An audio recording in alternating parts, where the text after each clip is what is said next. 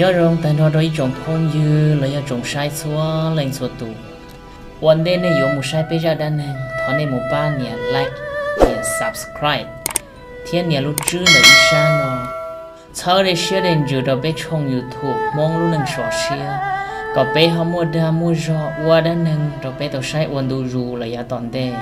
เที่ยเช้าเราขอถอดตื้อไปโหลดจะด้านหนึ่งชิดเชียตัวในเที่ยวยาตูต่อใช้วันเดเที่ยต่อเป่าวันเดเราจำดาว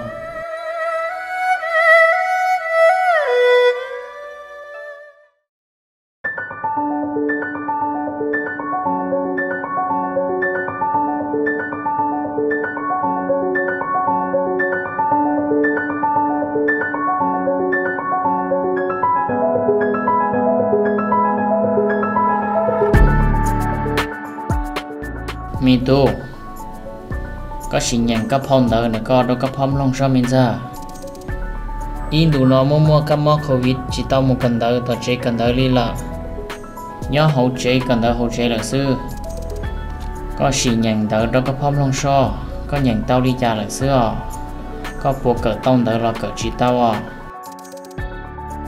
โอเลียพ่อ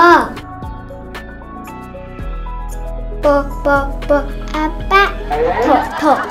อุงสอซื้อสาปีที่สา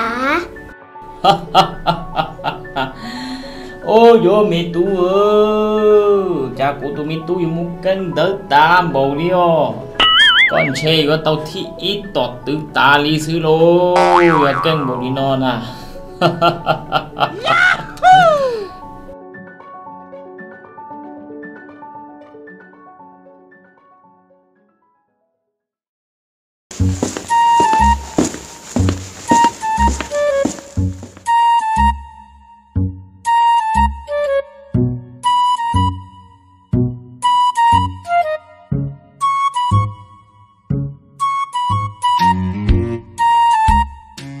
เมตู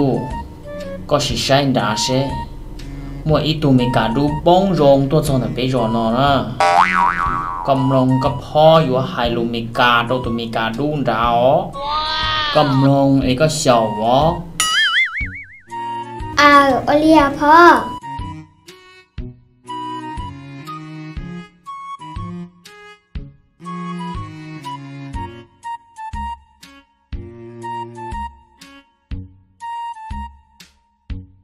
สมัยเลอะยงมาตาแฮมพ่อเนี่ยก็เชียร์ลูมีกาน่ะยาลูปอท่าสินะโอ้หรอโอเคมาให้ด้วยอะไรนะโอเคนี่เขาพ่อเนี่ยก็เชียร์ลูมีกาน่ะเนี่ยก็ยาลูสวาน่ะโอ้หรอโอเคมาให้ด้วยเฮาอายุสบายดีเซียวโอ้ไม่โตกันเนี่ยไม่กัดดูหนุ่มเป้าหนุ่มปลอกที่สบายดีไปสายมาสายคือมาตกดีฮอดนี่วะเซียวได้ยินว่าบ้านโตนี่อากาศดีก็เลยมาลิ้นอยู่พี่ละเซียวโอ้วะมานั่งก่อนมีอย่างคอยล้มกัน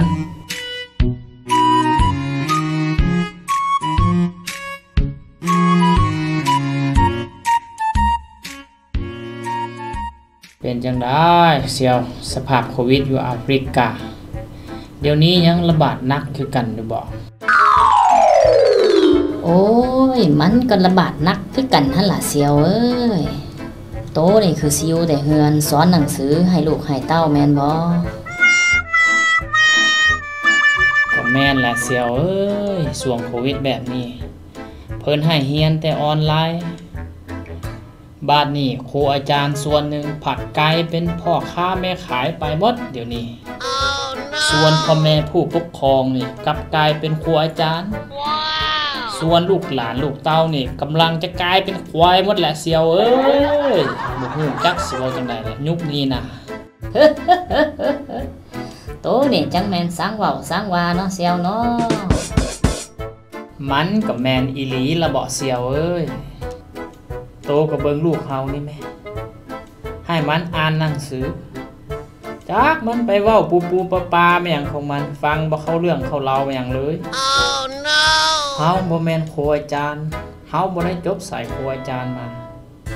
มาสอนหนังสือให้ลูกให้เต้านี่ปานเป้าปีใส่หูควายเสียวเอ้ย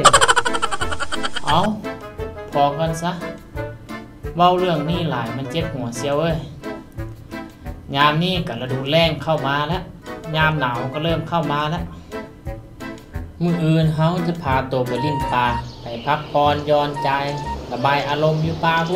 จัก 2-3 คืนเขาค่อยกลับมาบ่เชียวโอ้แมนบอดีโอเคเลยเชียวลิ้นปลานี่เฮามักขนาดเลย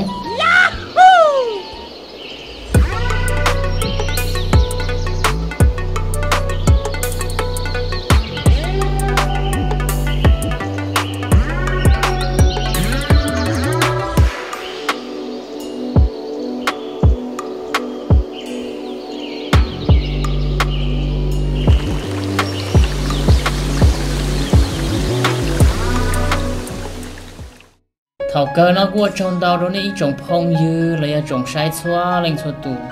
ô này chẳng cần lối chạy đuôi nhung rồi bé sai bộ thầu pi cho nó thầu sầu thia do can rong mù cột like cột subscribe rồi bé trong YouTube mong luôn share thia ở trong đầu